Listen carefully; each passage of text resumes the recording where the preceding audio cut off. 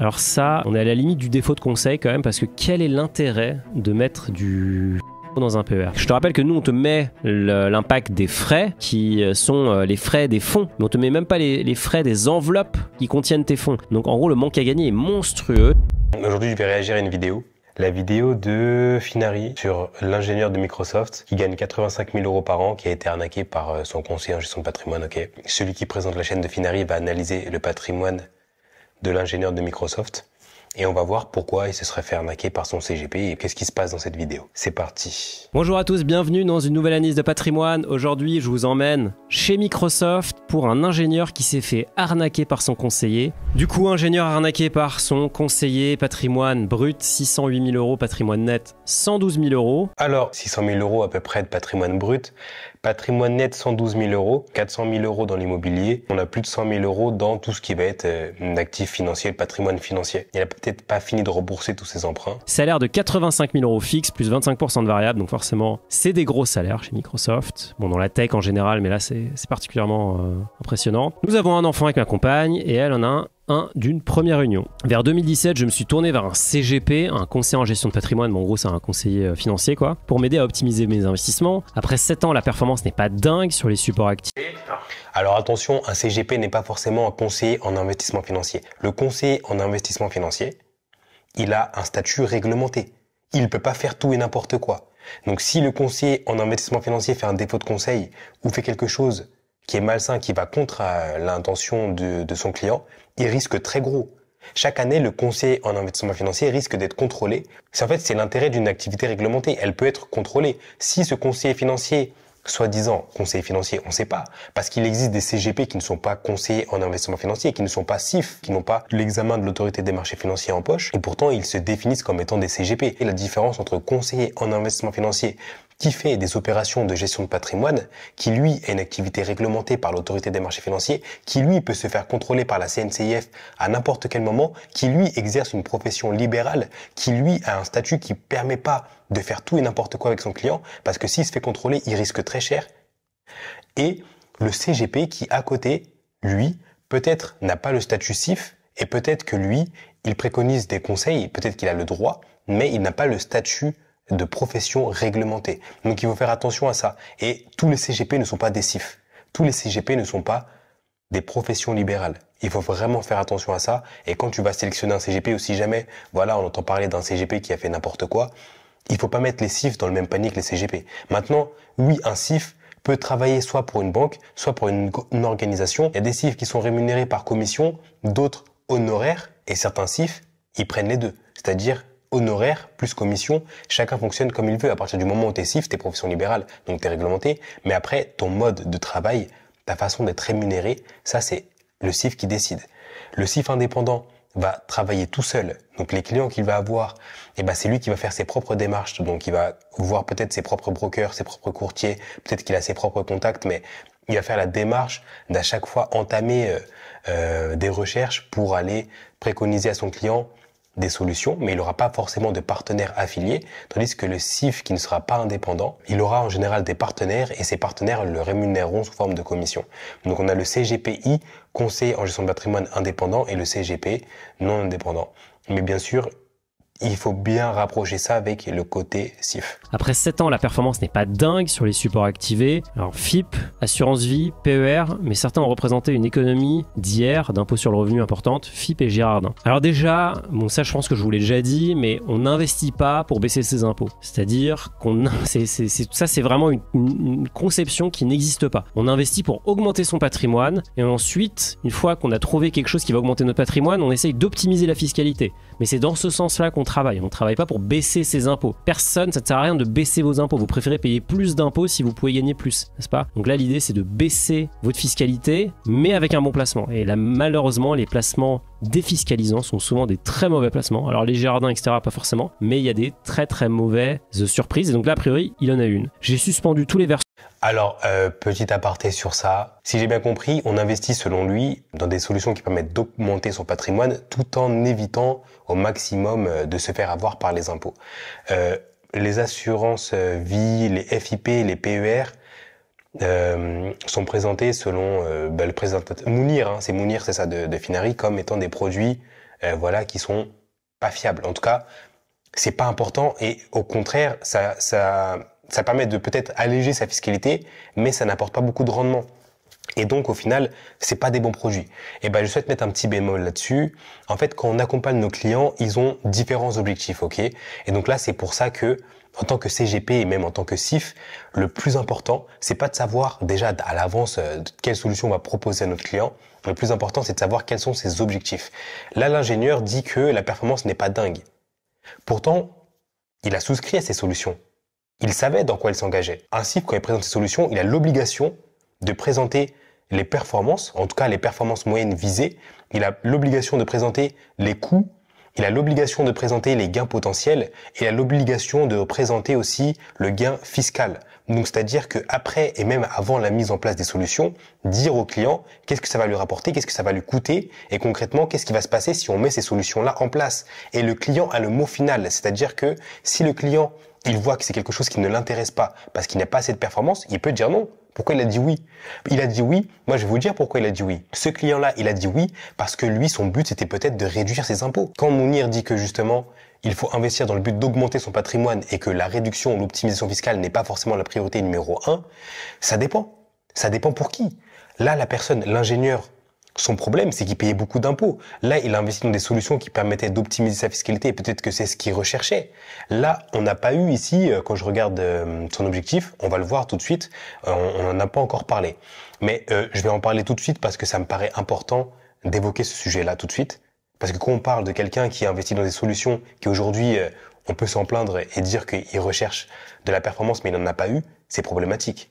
Donc son objectif est de maximiser le rendement de sa capacité d'épargne dans une répartition court terme, donc élever notre niveau de vie, donc 3-5 ans, moyen terme, financer les études de ma fille, horizon 15 ans, et long terme, partir confort à la retraite, horizon 25 ans. Ok. Et le seul investissement, maintenant, est l'achat d'actions de mon entreprise, prélèvement 8% sur salaire avec des cotes, avec l'achat de 10%, ouverture d'un PEA, etc. Bon, j'ai pas encore regardé la vidéo en entier, donc je sais pas si c'est des stratégies qui ont été évoquées par le CIF, ou en tout cas le CGP, parce que je sais pas si c'est un CIF. Quand on regarde ses objectifs, est-ce que c'était des objectifs qu'il avait évoqués avec son CGP, ou alors est-ce que c'est ces objectifs qu'il a actuellement?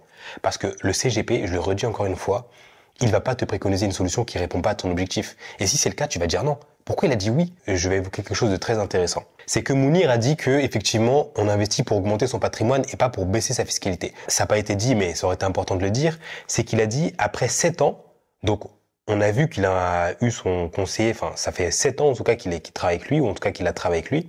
Il a dit, la performance n'est pas dingue. N'est pas dingue. Qu'est-ce que ça veut dire, n'est pas dingue? Ça veut dire quoi? Ça veut dire qu'elle est de 5% par an? Ça veut dire qu'elle est négative? Ça veut dire quoi, n'est pas dingue? Concrètement, on veut des chiffres. Ça veut dire quoi, n'est pas dingue? Il s'attendait à quoi? Et puis, pareil, j'entends dire que oui, le S&P 500, il fait 10% par an. Donc, si on compare le S&P 500 avec la performance du FIP, assurance vie, PEA, etc., ça apporte moins. Oui, mais attends, le S&P 500 fait 10% par an pour les personnes qui font pas du DCA, pour les personnes qui n'investissent pas dessus tous les mois. Une personne qui investit dans le S&P 500 tout son capital et qui laisse tourner pendant 10-15 ans, et bah oui, les 10-15 dernières années, le S&P 500 a fait 10% par an, mais pas en DCA. En DCA, le S&P 500 fait 5-6% par an. Si il parle d'une performance de 5-6% par an, bon, on s'approche largement d'une performance du S&P 500. Il a allégé sa fiscalité. Donc ce couple a un enfant en commun, et sa femme a un enfant d'une première union. Déjà, question à poser, c'est est-ce que l'enfant de la première union vit avec eux et est déclaré sur leur foyer fiscal? Est-ce que ces enfants sont majeurs? Est-ce qu'ils sont rattachés au foyer fiscal ou non? Bon, on va dire que oui, ok? Pour avantager au maximum les choses et pour aller au point vraiment le plus optimiste pour eux, je vais faire en sorte que tout le monde est chez eux, ok? Donc, il constitue 3 parts. Parce que c'est un couple pacsé, donc il représente une part chacun, ça fait 2. 0,5 parts pour les 2 premiers enfants. Donc, ça fait 3 parts au total. Donc, ça représenterait un impôt total à l'année de plus de 6 280 €. Donc, l'impôt minimum qu'ils auraient payé, c'est 6 280 € l'année. Il a dit que ces investissements, voilà, au bout de 7 ans, il n'y a pas eu trop de rendement. Donc, j'estime que pendant 7 ans, il a travaillé avec son conseiller en gestion de patrimoine. Donc, 6 280 € x 7, ça fait 43 960 €. Donc, peut-être, je dis pas que c'est une certitude, mais c'est le montant minimum qu'il aurait payé d'impôt sur les 7 dernières années. 43 960 €. Et imaginez juste cette économie d'impôt. Tu économises 43 960 € en 7 ans, c'est de l'argent qui va pouvoir investir par la suite. Où est le problème? Sachant que quand on regarde ces objectifs, c'est quoi? C'est court terme, élever notre niveau de vie, horizon 3-5 ans, bon, on imagine que c'est mort, parce que voilà, ça a pris 7 ans. Moyen terme, financer les études de ma fille, horizon 15 ans, ok, c'est totalement possible. Et long terme, partir confort à la retraite, horizon 25 ans. D'accord.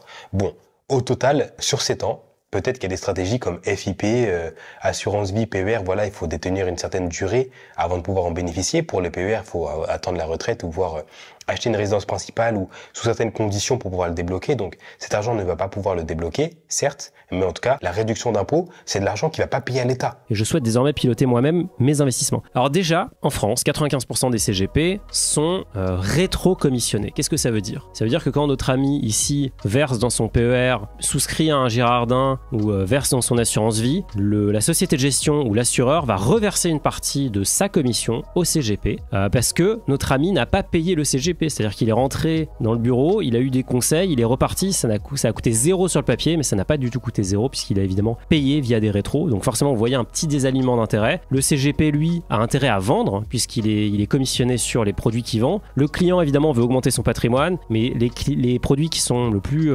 rémunérateurs pour le CGP ne sont pas les plus rentables pour le client. Donc il y a des CGP qui sont indépendants. Attention, indépendants, il y a aussi indépendants de tout groupement et ensuite il y a vraiment indépendants au sens, vous les payez vous payez des honoraires. C'est la minorité, 5%, et c'est très peu populaire parce que les clients n'aiment pas payer des honoraires à leur CGP. C'est un peu malheureux, mais si vous voulez avoir un CGP fondamentalement indépendant, il faut que vous le payiez vous, parce que sinon, il va bien devoir se rémunérer, donc il va se rémunérer sur les produits qu'il vous propose. Objectif. C'est vrai qu'il peut y avoir conflit d'intérêts. Je suis totalement d'accord avec ça. Effectivement, les CGP qui sont rémunérés que à la commission peuvent orienter les clients vers les solutions qui vont leur apporter à eux plus de commissions. Si le CGP est rémunéré avec une commission, on parle de quelques pourcents sur l'opération, il faut des gros montants, 20, 30, 40 000, voire 100 000, 200 000 euros pour pouvoir en vivre. Et c'est très compliqué. Et les CGP qui facturent des honoraires, eux, peut-être pourraient proposer des solutions qui seraient plus pertinentes à leurs clients parce que les clients ont payé des honoraires, donc le CGP, il peut orienter le client vers quelque chose de plus pertinent. Il n'aurait pas forcément de conflit d'intérêt parce qu'il a été payé, donc dans tous les cas, maintenant, il peut délivrer son conseil en toute bienveillance.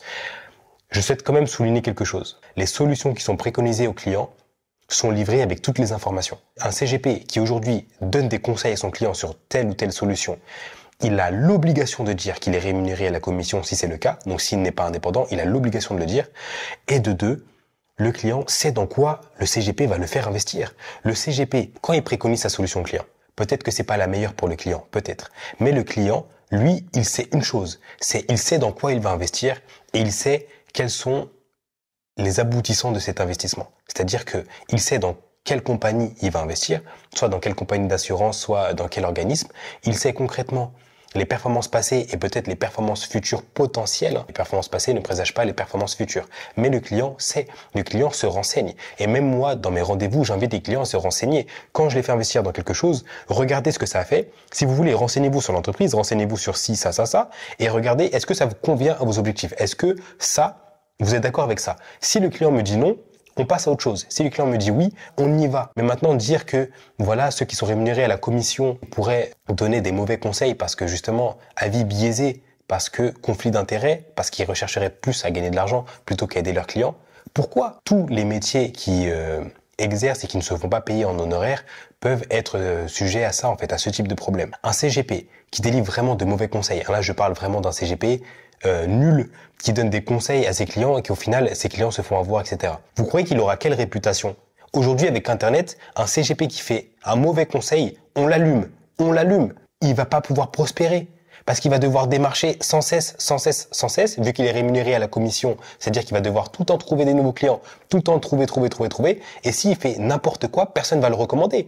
Si personne ne le recommande, il va galérer à vivre de son activité sur le long terme. C'est pour ça qu'un CGP qui n'est pas indépendant, vu qu'il n'est pas payé avec des honoraires, vu qu'il est payé à la commission, il a tout intérêt à préconiser les meilleures solutions qui sont adaptées à son client, qui vont répondre à ses objectifs, l'accompagner sur le long terme, pour avoir de la recommandation. Parce que s'il n'a pas de recommandation, il ne peut pas exercer sur le long terme. Il sera mené à faire faillite. Il sera amené à se reconvertir professionnellement. C'est un métier qui est dur. C'est un métier où il y a de la concurrence. C'est un métier où si tu ne fais pas les choses bien, les informations circulent très vite. Et des fois, le problème avec la facturation d'honoraires, c'est que des fois, tu vas payer des honoraires. Qui te dit que parce qu'il a été payé, maintenant, il va donner un conseil de qualité? C'est pas parce qu'il a été payé que maintenant, il va te donner un conseil de qualité. Et la commission, c'est s'il te préconise pas les meilleures solutions qui sont adaptées à toi et à tes besoins, et bah tu dis non. Et si tu dis non, il sera pas rémunéré. Donc, il a tout intérêt à te préconiser les meilleures solutions adaptées à tes besoins pour que lui-même il puisse être rémunéré et pour que lui-même il puisse être recommandé. Et il va pas être recommandé par quelqu'un qui n'a pas été satisfait. Donc, il a intérêt à satisfaire ses clients. Moi, je travaille avec des CGP qui facturent des honoraires. Je travaille avec des CGP qui ne facturent pas des honoraires. Et la qualité du conseil ne dépend même pas de un de ces deux critères parce que dans les deux camps, t'en as qui font tout pour avoir de l'argent plutôt que de prioriser les objectifs de son client. Ça dépend de l'être humain en fait derrière ça. Ça dépend pas de la stratégie derrière. C'est pas parce que tu factures des honoraires que tu vas pas donner un conseil de merde. Ça n'a rien à voir. Une fois que t'es payé et tu fais ce que tu veux. Donc la personne qui est vraiment motivée par cette activité, la personne qui aime ce qu'elle fait, la personne qui veut vraiment aider son client pour avoir un train de vie prospère et pour continuer à faire cette activité sur le plus long terme possible, elle a tout intérêt à satisfaire son client, qu'elle soit payée à la commission ou qu'elle soit payée par des honoraires. Mon objectif est de maximiser le rendement de ma capacité d'épargne dans une répartition court terme, élever notre niveau de vie horizon 3 à 5 ans, moyen terme, financer les études de ma fille horizon 15 ans, long terme, partir, confort à la retraite horizon 25 ans. Ok, donc c'est plutôt raisonnable je pense comme objectif. Je ne suis pas sûr de voir comment il va, ce qui veut dire par élever son niveau de vie à court terme via ses investissements, parce que ça voudrait plutôt dire de ne pas prendre trop de risques. Bon, à creuser. Stratégie, le seul investissement. Donc après, oui, les stratégies d'investissement court terme, sans prendre de risques, c'est compliqué parce que si il veut augmenter son train de vie, peut-être avoir des investissements qui lui génèrent des revenus passifs. Mais ça se fait pas en 3-5 ans. Ou peut-être que oui, mais avec un niveau de risque plus élevé. Matelas de sécurité sur livret A, ok, on va regarder ça. Capacité d'épargne 500 € par mois. Et tu nous as mis un cash flow. Je vous rappelle que le cash flow, bon, vous avez deux façons d'avoir votre cash flow. Soit vous l'avez ici, on met le lien dans la description. Ah, juste un truc. Je viens de voir capacité d'épargne de 500 € par mois. Je le rappelle encore une fois, j'avais fait une simulation. 6 280 € d'impôt sur le revenu pour leur foyer fiscal. 523 € par mois en plus de sa capacité d'épargne de 500 € par mois. Sans son CGP, il ne peut plus réduire ses impôts, ou en tout cas peut-être qu'il va le faire, et en tout cas il ne compte plus le faire parce qu'il est déçu de la performance de ses investissements. Donc il était déçu, et j'ai plus sous les yeux, mais il avait fait un FIP, assurance vie, PER, il était déçu de ça, donc il va peut-être arrêter. Donc il va peut-être continuer à payer ses 6 000 € d'impôts minimum, ou en tout cas quand on fait de la défiscalisation plus précisément, c'est que l'argent qu'on aurait donné à l'État, on le donne à nous-mêmes. On investit pour un projet pour nous. Donc c'est de l'argent qu'il va investir pour lui. Il ose se plaindre de son CGP qui lui faisait gagner 523 € par mois. Mais bon, je trouve ça un peu absurde, donc on va continuer un peu. Donc même si le gestionnaire de patrimoine n'a pas réussi à amortir les plus de 6 000 € d'impôts par an, il est quand même possible qu'il ait réussi à amortir peut-être entre 2 et 3 000 € par an. Ça fait à peu près plus de 200 € par mois d'économie d'impôts. Ça peut être plus, Après, comme il a dit au tout début, c'était une économie d'impôts qui était quand même importante. Ok, donc je vais avancer la vidéo parce que le but de la vidéo, c'est de voir concrètement quels sont les frais cachés d'un CGP parce que j'ai hâte de voir ça. Franchement, là, j'en peux plus d'attendre. Dans un investissement locatif pour rembourser un emprunt, vous avez acheté votre résidence principale, donc vous remboursez aussi un gros emprunt. On me demande souvent s'il faut acheter sa résidence principale pour investir. Pour moi, c'est pas un investissement en fait, c'est un achat coup de cœur. Donc pourquoi pas? Ok, bon, je vais l'expliquer à ma manière. Quand il dit que c'est pas un investissement la résidence principale, il faut pas faire ça, il faut faire du locatif. Moi, je vais dire une chose. Tu te mets à la place de ton client. Point barre. C'est pas à toi de décider qu'est-ce qu'il a besoin. Il y a des personnes, ce qu'elles veulent, c'est pas investir. Ce qu'elles veulent, c'est un confort de vie. Ce qu'elles veulent, c'est une résidence principale, point barre. Moi, c'est une erreur que je faisais souvent à mes premiers rendez-vous et j'ai arrêté de la faire. C'est quoi cette erreur? C'est que je me disais, moi, j'ai plutôt un esprit d'investisseur. Donc je me disais, je vais orienter les personnes à se diriger vers de l'investissement locatif en premier, sans même prendre en compte ce qu'ils désirent réellement. Et ça, c'est un gros problème. Et certains CGP ont ce problème de vouloir décider ce qui est le plus intéressant pour eux, pour leurs clients. Et ça, c'est un gros problème. Il ne faut pas décider à la place de ton client. C'est pas parce que toi, tu l'aurais fait pour toi qu'il faut le faire pour ton client. Ton client a peut-être des autres moyens, a peut-être des autres besoins, pardon. Je vais revoir ses objectifs parce que à chaque fois, avant même de vouloir proposer de donner un conseil ou quelque chose à mon client, je regarde encore une fois ses objectifs. Ici, court terme, élever notre niveau de vie, horizon 3-5 ans. Moyen terme, financer les études de ma fille, 15 ans. Long terme, partir confortablement à la retraite, 25 ans. Horizon 25 ans. Donc quand tu regardes ces 3 objectifs, je lui dirais même pas d'investir dans sa résidence principale ni dans du locatif. Parce que s'il investit dans du locatif, il va avoir besoin de connaissances très approfondies, voire d'un accompagnement par un professionnel pour qu'il puisse vraiment devenir rentable sur cet horizon de temps. Si on part sur son court terme, horizon 3-5 ans, élever son niveau de vie, c'est pas le locatif qui va augmenter son niveau de vie. Au contraire, ça va augmenter ses revenus fonciers, il va s'endetter, il va avoir un effort d'épargne à mettre. Parce qu'aujourd'hui, faire du locatif et qui s'autofinance, c'est compliqué. Donc il peut faire peut-être de la sous-location sans devenir propriétaire du son locatif, négocier, faire du Airbnb, essayer de faire de la sous-location, etc. Ça peut fonctionner. Maintenant, cette solution, cette stratégie, ça va lui coûter du temps, de l'énergie, il va devoir trouver des personnes, etc. Donc voilà, est-ce qu'il a le temps de faire ça? Je sais pas. Il a pas dit s'il avait beaucoup de temps libre. Je ne pense pas, c'est un ingénieur. Élever son niveau de vie, c'est pas ça qui va élever son niveau de vie. Concrètement, la RP, c'est pour développer ton patrimoine et c'est peut-être pour un objectif plus tard de succession, la transmission. C'est pour ça que tu veux une RP, c'est aussi parce que t'as pas envie de payer de loyer. C'est aussi parce que si t'as envie de casser ton mur, tu casses ton mur. Si t'as envie d'accrocher tout ce que tu veux, t'accroches tout ce que tu veux. Transmettre cet héritage, ce patrimoine à quelqu'un. C'est pas un de ses objectifs, donc je conseillerais ni du locatif ni une RP à court terme. Maintenant, à moyen terme, financer les études de ma fille, c'est pas le locatif qui va financer les études de sa fille. Maintenant, attention, 15 ans. Peut-être que oui, au bout de 15 ans, s'il revend ce locatif, il aurait peut-être fait une plus-value. Et en même temps, peut-être qu'il aurait autofinancé ce bien, ou peut-être que au bout de cette durée, il aurait fini de rembourser son emprunt, etc.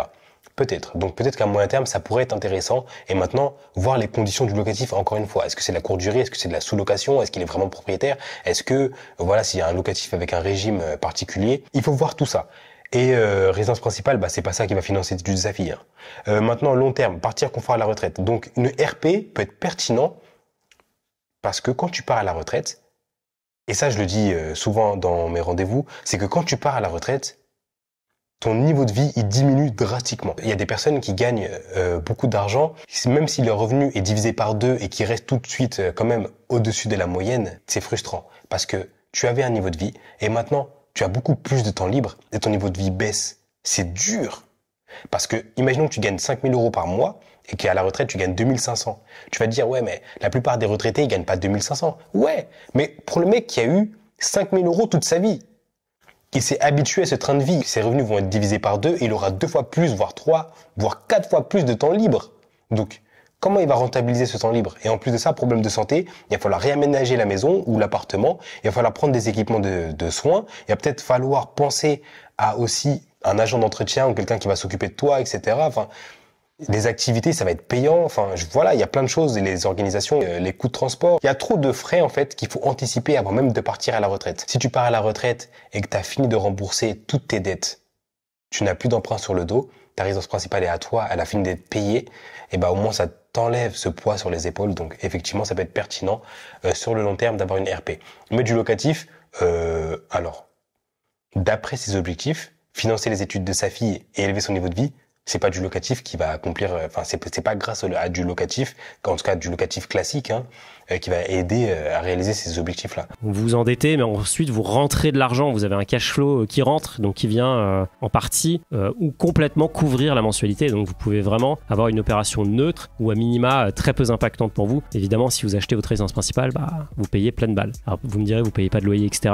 Mais dans les faits, l'avantage pour quelqu'un qui souhaiterait avoir les deux, donc du locatif et de la RP, une résidence principale, c'est d'investir en premier dans du locatif parce que ça va augmenter tes revenus et ça va augmenter ta capacité d'emprunt pour un deuxième investissement. Une fois que tu es parti sur du locatif et que ça fonctionne plutôt bien ou tu as un faible effort d'épargne, tu peux partir peut-être sur un deuxième locatif, un troisième, un quatrième, etc. ou voir ton deuxième bien, ta résidence principale. Et oui. Par contre, si tu pars en premier lieu sur ta résidence principale, en général, quand on achète sa résidence principale, on veut le meilleur parce que tu vas vivre dedans. Donc, vu que tu vas vivre dedans, tu vas peut-être mettre le prix et peut-être que tu vas utiliser la totalité de ta capacité d'emprunt pour ensuite demander du locatif à la banque. Ça va être dur parce que tu n'auras plus de capacité d'emprunt. Et donc, la seule raison qui va faire en sorte que la banque va t'accorder le prêt pour du locatif en deuxième, c'est soit parce que tu as une augmentation de revenus ou soit parce que tu montes un dossier solide qui montre que ça va pouvoir augmenter un petit peu ta capacité d'endettement, peut-être. Mais ça va être beaucoup plus compliqué. Mais dans les faits, il y a une bonne règle, c'est en gros, si ça coûte plus cher d'acheter, de rembourser votre mensualité que de payer votre loyer dans la ville où vous êtes, c'est que c'est probablement pas une bonne idée d'acheter votre résidence principale. Si vous regardez à Paris, à appartement équivalent, aujourd'hui le ratio il est complètement délirant, on est pour du 1 sur 2 quasiment, c'est-à-dire que vous pouvez louer un appartement à 1 500 €, il faudrait payer 3 000 € de mensualité pour louer, pour acheter le même appartement. Ça n'a aucun sens. Mieux vaut investir cet argent par ailleurs. Tu peux déléguer, tu peux louer dans une autre ville. Enfin, il y a quoi qui t'en empêche concrètement? Enfin, t'es pas obligé, quoi. T'as beau avoir des prix au mètre carré qui sont 2 fois plus élevés à l'achat qu'à la location. Si ton objectif, c'est de vivre chez toi, eh ben, tu vas vivre chez toi. Enfin, ok, je vois ce qu'il veut dire. Mais même là, il se met dans la position d'un investisseur. Il se met dans la position de quelqu'un qui est rentable.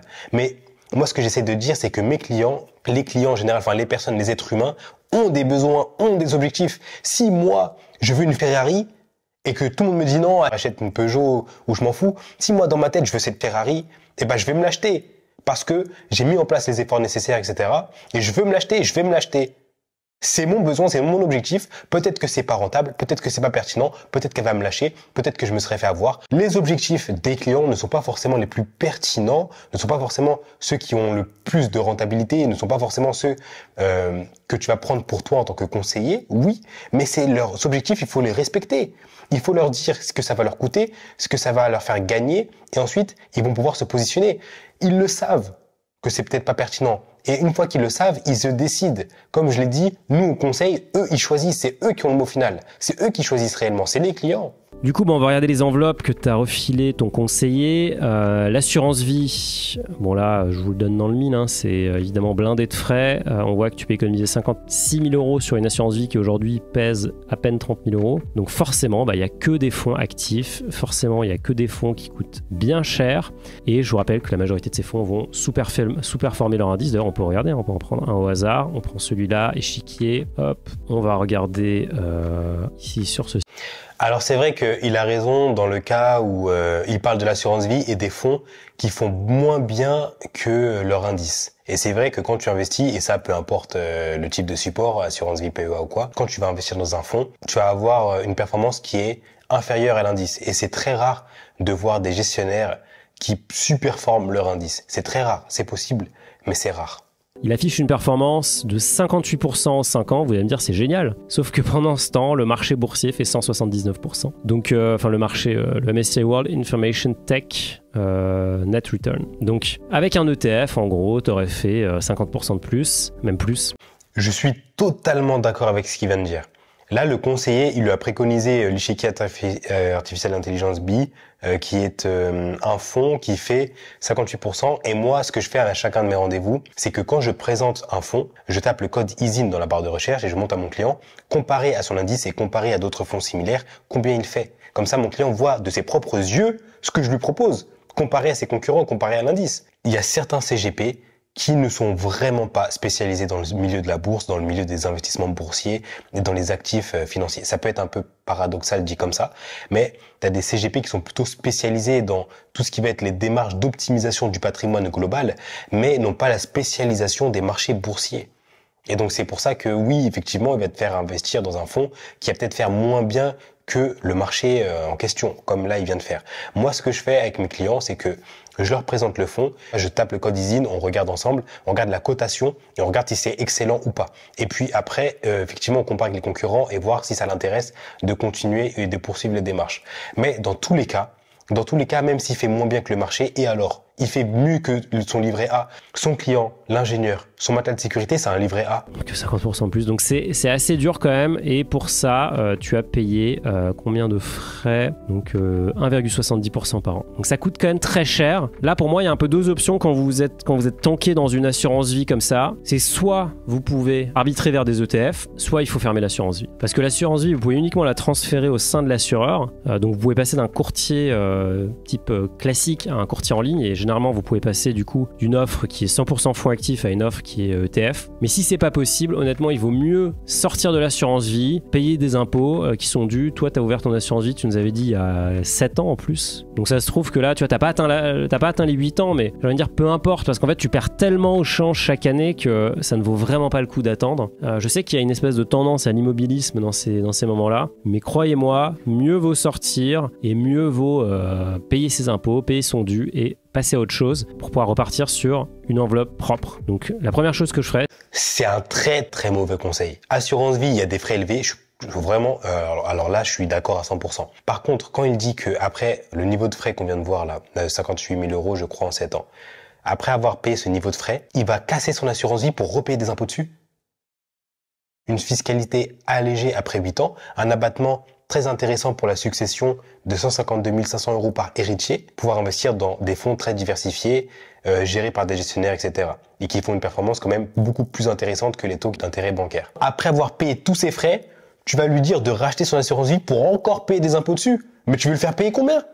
Ok, il a payé tous ses frais, mais il est dedans. Il a payé. Ne le fais pas sortir pour repayer en plus. Là, en plus, ça fait 7 ans, donc il le dit quand même, il a été honnête. Peut-être attendre encore une année, 8 ans pour avoir tous les avantages d'une assurance vie. Il a une fille, ok? Peut-être qu'il souhaite transmettre à cette fille. Les clients souhaitent être accompagnés et en tout cas souhaitent réaliser leurs objectifs. Peut-être qu'il n'a pas le temps de se renseigner sur les marchés boursiers. Peut-être qu'il n'a pas l'envie ni le besoin de vouloir faire des démarches seul. En tout cas, je pense que maintenant, oui, parce que il a arrêté avec son CGP, parce qu'il a été déçu des performances. Si il a juste mis une partie de son patrimoine dans l'assurance vie et le reste dans une autre solution, je comprendrais. Par contre, c'est vrai que s'il a mis la plupart de ses actifs dans une assurance vie, on pourrait se poser des questions quand même. Je vérifierai si je peux transférer chez un autre assureur qui fait des ETF, enfin chez le même assureur, mais chez un courtier qui fait des ETF. Sinon, je ferme l'assurance vie. Plan d'épargne entreprise. Alors ça doit être un ancien job. Voilà, pas mal de fonds AXA. Alors faut voir ce qu'ils valent. À toi de vérifier s'ils battent leur indice, etc. Mais c'est toujours important. Si tu as un horizon qui est long termiste, j'irais quand même plutôt sur des large cap. Là, c'est un peu étonnant de faire du micro cap. C'est un peu surprenant. J'irais sur des indices beaucoup plus larges plutôt que sur des indices aussi réduits comme ça. Fidelity, bon ça doit être ton compte Microsoft. Donc là, tu nous as dit que tu continues d'investir dedans. 41% de perf, ça c'est plutôt top. Le plan épargne retraite, là, il y a un petit accord avec Odo. Un CIF peut proposer des produits un peu plus complexes, un peu plus exotiques et un peu plus responsabilisants. Tandis qu'un CGP non CIF ne peut pas proposer certains types de produits. La différence, c'est que les personnes qui vont investir dans un PEA, tu ne touches plus ton argent. Le but est que tu puisses le fructifier un maximum possible. Tandis que l'assurance vie, c'est une solution qui est quand même pour moi plus liquide et ça permet à la personne, si elle a besoin de piocher quelque part, de piocher dans son assurance vie. Dans ton PEA, ne pioche pas dans ton PEA, dans ton compte titre. Les assurances vie, c'est bien, il faut arrêter de dire oui. C'est vrai qu'il y a des frais élevés dans les assurances vie, je suis complètement d'accord. Par contre, voilà, les objectifs, ce ne sont pas forcément les mêmes que dans un compte titre et un PEA. Au moins avec l'assurance vie, le conseiller va pouvoir suivre cette personne et à pouvoir faire des placements forcés. Mon premier client avait clairement la capacité de mettre au moins 1 000 euros par mois de côté parce qu'il vivait chez ses parents et parce que cette personne n'avait pas beaucoup de charges ni d'emprunt sur son dos, rien du tout. Cette personne, je lui ai fait investir, je lui ai fait placer de l'argent sur une assurance vie. En 1 an, cette personne a placé quelques centaines d'euros par mois et ensuite cette personne, grâce à l'assurance vie, a eu de l'épargne forcée et a su constituer de l'épargne. Donc oui, elle a payé des frais, oui, j'ai été payé pour ça, oui, j'ai eu des rétrocessions de commission dessus, mais sans moi, elle n'aurait peut-être pas eu de frais, mais elle aurait eu 0, voire moins 800, comme il y a 3-4 ans. Oui, les assurances vie, ça te coûte des frais, mais si tu n'avais pas placé dedans, tu aurais fait quoi? Donc, vaut mieux faire un truc qui va te coûter plutôt que de ne rien faire du tout. Surprenant, j'irais sur des indices beaucoup plus larges plutôt que sur des indices aussi réduits comme ça. Fidelity, bon ça doit être ton compte Microsoft. Donc là, tu nous as dit que tu continues d'investir dedans. 41% de perf, ça c'est plutôt top. Le plan épargne retraite, là, il y a un petit accord avec Odo. C'est le logo de Odo ici qui a été passé entre le conseiller et Odo. Donc forcément, il prend des rétros sur ça. Ce qui est pas grave en soi, je veux dire, c'est pas grave de prendre des rétros, c'est juste qu'il faut en avoir conscience et il faut comprendre que... Ok, donc ici, économie possible en 30 ans, on a une économie de 29 956 euros, soit des frais de 256 euros par an. Ok, donc 256 euros par an de frais, sauf que Donc là, on parle des frais, mais regardons la performance. C'est que la plupart des fonds dans lesquels son CGP lui a conseillé d'investir ont tous fait de la performance. Il y en a un qui est en négatif. Maintenant, je sais pas si sur quelle période, j'ai pas fait attention. J'ai pas fait attention. Est-ce que c'est depuis le début? Est-ce que c'est depuis un an? Est-ce que c'est depuis le cours d'année? Je sais pas. J'ai pas fait attention. Mais la plupart de ces fonds font une performance positive. Donc, au final, oui, forcément, il y a des frais. C'est vrai que les frais du PEA, c'est vrai que les frais d'un ETF sont beaucoup moins important qu'une assurance vie et donc tu vas faire beaucoup plus d'argent. C'est vrai. Par contre, c'est à toi de te débrouiller, etc. Il y a du fonds euro dans ton PER. Alors ça, on est à la limite du défaut de conseil quand même parce que quel est l'intérêt? Je rappelle que le PER, c'est une enveloppe qu'on ne peut pas casser avant la retraite, sauf exception, type décès du conjoint, achat de la résidence principale, etc. Mais quel est l'intérêt de mettre du fonds euro dans un PER? C'est littéralement l'endroit où il faut prendre le plus de risques puisqu'on en a pour 30 ans. Donc il faudrait mettre du Bitcoin dans le PER. On pourrait bientôt mettre des ETF BlackRock peut-être ou des ETF de tous les fournisseurs, tous les émetteurs qui ont des ETF Bitcoin. Mais bon, tout ça pour vous dire qu'il faut prendre du risque. Donc là, on a 40% de l'ETF, enfin du PER qui investit dans un fonds euro. Je comprends pas. Et on voit qu'il y a un autre PER, vous pouvez avoir plusieurs PER. Le PER, pour le coup, lui, se transfère. Donc tu pourrais tout à fait garder l'ancienneté et transférer ce PER chez un autre.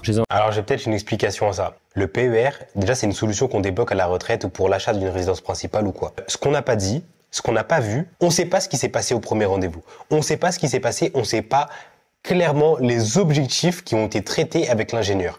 Si moi, la personne me dit qu'elle a un objectif de préparer sa retraite, mais aussi une forte intention d'acheter sa résidence principale, là aujourd'hui, cette personne, elle a cette résidence principale. Donc actuellement, j'avoue, je comprends pas si cette personne n'a pas cassé son PER pour l'acheter, pourquoi elle a continué à avoir un PER en fonds euros. Un PER, c'est un investissement qui est très long terme parce que tu vas débloquer soit à l'achat de ta résidence principale, soit à ta retraite. Donc vu que c'est très long terme, autant prendre des risques. En plus, il a 37 ans, voilà, il est jeune, il a encore la possibilité de prendre des risques et de voir ses investissements fluctuer dans le temps. Cette personne a pu peut-être dire à son conseiller, voilà, moi je souhaite déjà avoir des revenus confortables à la retraite. C'était un de ses objectifs, d'où l'intérêt d'investir dans un PER. Est-ce que cette personne, au moment où elle a pris les conseils avec son conseiller, était déjà propriétaire? Donc à 30 ans, je sais pas, hein, je me pose juste la question. Si cette personne justement devait être propriétaire dans un certain laps de temps, par exemple l'année où elle a pris le premier rendez-vous avec le conseiller ou dans les 2-3 ans qui ont suivi le rendez-vous, peut-être que le conseiller s'est dit, bon tiens, on va investir dans un PER et si jamais cette personne a besoin d'acheter cette résidence principale, on va débloquer les fonds du PER pour acheter cette résidence principale. Je sais pas, c'est une hypothèse. Et donc si c'était le cas, pourquoi investir dans des fonds risqués qui peuvent fluctuer alors qu'il ne faut pas que ça fluctue parce que peut-être que dans 2 ans, on va tout récupérer pour investir dans la résidence principale. Donc, vaut mieux avoir un fonds euro qui rapporte que 2% par an, mais au moins, c'est 2% qui sont garantis parce que c'est de l'argent qu'on va devoir utiliser dans quelques temps. Donc, on va pas le mettre sur des actifs risqués et volatiles plutôt que de mettre ça sur des actifs risqués et volatiles et au moment où on va le récupérer, on va le récupérer avec une moins-value potentielle. Peut-être que il y a 7 ans, la personne avait eu, je sais pas, beaucoup moins des patrimoines, beaucoup moins d'épargne. Peut-être que cette personne-là n'était même pas ingénieure, je sais pas. Hein. Peut-être que cette personne-là n'était pas paxée. Peut-être que cette personne-là avait eu une complication dans sa vie qui a fait que on devait placer la plupart de son argent sur un actif qui ne varie pas beaucoup. On ne sait pas. On n'en sait rien. Peut-être que cette personne-là avait un problème de santé ou quoi qui a fait que le conseiller lui a préconisé un PER avec une majorité sur du fonds euro. Et c'est vrai qu'à cet âge-là, c'est le moment d'envoyer quoi. Si tu commences pas à prendre des risques à 37 ans, à quel moment tu vas le faire? Je vous rappelle que quand vous prenez des fonds actifs, vous essayez, vous partez du postulat que le gérant arrivera à battre le marché. Il y a très peu de gérants qui arrivent à battre le marché sur le long terme. J'ai fait un thread sur... Alors oui, beaucoup de gérants n'arrivent pas à battre le marché, c'est la vérité. Donc autant investir dans un indice et je suis d'accord. Personnellement, même moi, je fais investir mes clients sur des ETF. Ok, bon, on va arrêter la vidéo maintenant. J'ai une idée de ce qu'il a voulu dire par s'est fait arnaquer par son CGP parce que effectivement, son CGP, il lui a mis beaucoup d'assurance vie. À côté, il a un PEA, un compte titre. Si l'intérêt du CGP était vraiment de se rémunérer à fond, il aurait tout mis sur l'assurance vie, quoi. Et concrètement, on parle de 1,70% de frais de gestion par an. Sur 30 000 euros, 1,70% de frais, ça fait même pas 600 euros. Ça fait même pas 500 euros, quoi. Enfin, il aurait fait tout ça, son CGP lui aurait conseillé tout ça pour gagner à la fin. Bon, après, j'ai pas compté le PER et je sais pas ce qu'ils ont fait d'autre. Ah oui, le FIP. Alors, ils ont fait FIP, Girardin, assurance vie, PER. Donc au final, son CGP, qu'est-ce qu'il a dû gagner en vrai avec tous ces conseils? Il a dû gagner peut-être 1500 euros maximum. Enfin, après, je sais pas c'était quoi le montant du FIP. ni du Girardin, mais voilà, c'est vrai que du côté maintenant boursier, c'était pas la meilleure chose à faire. Maintenant, en termes d'optimisation fiscale, peut-être que voilà, ça a réussi, parce qu'il a dit lui-même, ça représentait une économie d'impôts importante. Et je pense pas qu'il aurait souligné ce mot-là, sachant qu'il était très déçu, parce que là, on a vu que la plupart des fonds faisaient plus que 10% quand même. Depuis le début, je pense, parce que 40% en un an, ça me paraît quand même beaucoup. En 5 ans, peut-être, oui, il me semble que c'est en 5 ans ou quelque chose comme ça. Il a peut-être payé 60 000 euros de frais. Ça me paraît quand même énorme, 60 000 euros de frais. Hein. Je pense pas qu'il ait payé tout ça. C'est l'économie de frais qu'il aurait pu peut-être épargner en 30 ans. Peut-être qu'en 30 ans, il aurait économisé 60 000 euros. Peut-être qu'aujourd'hui, il continue à payer des impôts. Et les impôts, c'est beaucoup plus que 60 000 euros qu'il va payer d'impôts en 30 ans. Donc au final, Mounir dit qu'il faut pas investir pour réduire sa fiscalité. Il faut plutôt investir et ensuite optimiser sa fiscalité. C'est une vision. Maintenant, c'est pas ça qui va peut-être te rapporter le plus de rendement. La personne qui paye 15 000 euros d'impôts par an, elle a intérêt à ce que son investissement qui augmente la valeur de son patrimoine lui rapporte plus que 15 000 euros d'impôts par an. Parce que moi, si je la fais investir dans une solution qui économise 15 000 euros d'impôts par an, cette personne-là, elle va augmenter son patrimoine. Et avec cette augmentation de patrimoine, cet argent va pouvoir l'investir ailleurs. Une petite information que je vais rajouter, Mounir de Finari ne l'a pas dit, c'est que quand on va défiscaliser, on va pas bénéficier d'intérêts composés. C'est-à-dire que lorsqu'on va défiscaliser par exemple 5 000 euros par an, on va devoir investir beaucoup plus que 5 000 euros tous les ans pour pouvoir défiscaliser cette somme. Donc même si on a le capital disponible et nécessaire, ce capital-là va pouvoir nous permettre de réduire les impôts de 5 000 euros, mais ce capital ne va pas se fructifier. Et donc, un argument qui pourrait être utilisé, c'est cet argent, si on l'avait investi ailleurs, il aurait pu se décupler et au terme d'un certain laps de temps, on aurait pu avoir beaucoup plus d'argent et même si à la fin on paye des impôts sur l'argent qu'on aura généré, eh ben, l'impôt sera beaucoup inférieur comparé au capital qu'on aura généré au final. Il est rare de devoir investir une somme sur les marchés financiers et après de ne plus y toucher. En général, qu'est-ce qu'on fait ? On va faire des versements programmés. Ou alors peut-être qu'on va économiser petit à petit notre capital et après, si on a un expert dans les marchés financiers, ou alors on va voir un expert dans les marchés financiers, injecter tout notre capital d'un coup sur un actif lorsque ça vaut le coup de le faire. Mais en général, les particuliers ne le font pas parce qu'ils n'ont pas les compétences nécessaires ou alors le font par naïveté, en pensant que ça va leur apporter beaucoup et des fois se font avoir. Donc ce qu'on peut faire, c'est continuer à faire des versements programmés pour bénéficier des intérêts composés. Dans la première situation, on a une très bonne gestion du budget, ça fait que on peut mettre de côté tous les mois. Donc si c'est le cas, peut-être utiliser notre capital pour défiscaliser et ensuite utiliser notre effort d'épargne dans une stratégie de développement du capital, donc c'est-à-dire l'investir en bourse ou dans des actifs qui vont faire de la performance.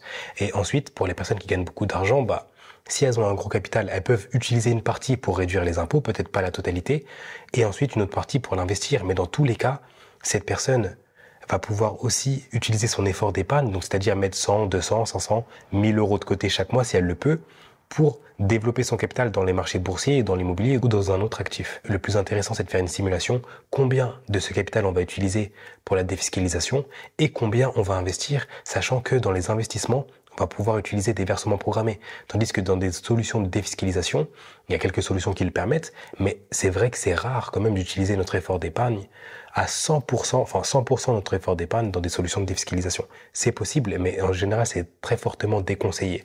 Parce que l'effort d'épargne, il y a toujours une partie qui doit servir à développer le capital pour ensuite développer le patrimoine. Dès qu'on a un effort d'épargne, ne jamais tout mettre dans une solution de défiscalisation. Donc, dans la défiscalisation, ce qu'on va faire en général, c'est utiliser l'épargne qui est déjà existante. Mais on n'est pas obligé de tout mettre. On peut défiscaliser une partie et le reste, le faire fructifier. Tout en sachant que, on a des versements programmés comme je l'ai dit.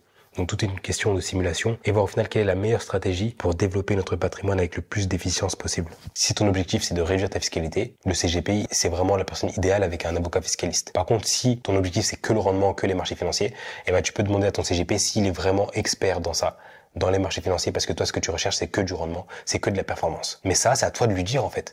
Comment il peut deviner ? Et c'est pour ça qu'au premier rendez-vous, normalement, le CGP, il étudie tes objectifs, tes besoins. Il sait pas exactement tout de toi, il a pas fait des simulations, etc. Dès le premier rendez-vous, il te dit, toi, tu vas faire ci, ça. Et à la fin du premier, voire du deuxième rendez-vous, il te fait signer des choses. Pose-toi des questions. Par contre, si ton CGP, au premier rendez-vous, il prend le temps avec toi, il étudie vraiment tous tes besoins, tes objectifs, ta situation familiale, ta situation professionnelle, ta situation financière, ton patrimoine au global, il essaye vraiment de voir qu'est-ce qui va pouvoir changer pour tout ajuster et pour tout optimiser. Au bout de 2-3 rendez-vous, il te propose les solutions adaptées à toi. Et après, vous vous engagez sur de la longue durée, là, tu peux lui faire confiance. Par contre, un CGP qui s'engage sur de la courte durée et dit « toi, fais ci, fais ça, t'as pas forcément l'idée de continuer avec lui sur du long terme », c'est bizarre. Donc un CGP doit t'accompagner sur du long terme parce qu'il va rechercher la recommandation et aussi il va chercher aussi forcément la rémunération. Et donc pour rester sur du long terme, il est obligé de te conseiller avec beaucoup de précautions. Et j'ai travaillé avec des CGP indépendants, des CGP non indépendants, des CGP qui facturent des honoraires, d'autres qui sont rémunérés seulement à la rétrocession de commission. Le conseiller en investissement financier que je connais, qui a plus de 20 ans d'expérience dans ce métier, sur tous ses clients, un portefeuille de plus de 300 clients, il y en a seulement eu 2 où ça s'est vraiment très mal passé, quoi. Si le CGP n'était pas là, t'aurais peut-être pas été déçu, mais ton patrimoine, il serait resté au même niveau. Le CGP t'augmente ton patrimoine. Certes, t'as des frais, ok, tu as des choses à payer, mais ton patrimoine augmente. À la fin, t'es gagnant. Oui, tu vas payer 1-2% de frais, mais à la fin, si c'est pour gagner 8-10% de rendement, tu peux le faire tout seul, mais ça va te nécessiter du temps, des connaissances, de l'argent peut-être, tu vas payer des formateurs. Donc le CGP, il est là pour te faire gagner du temps et pour éviter que ce soit à toi de le faire.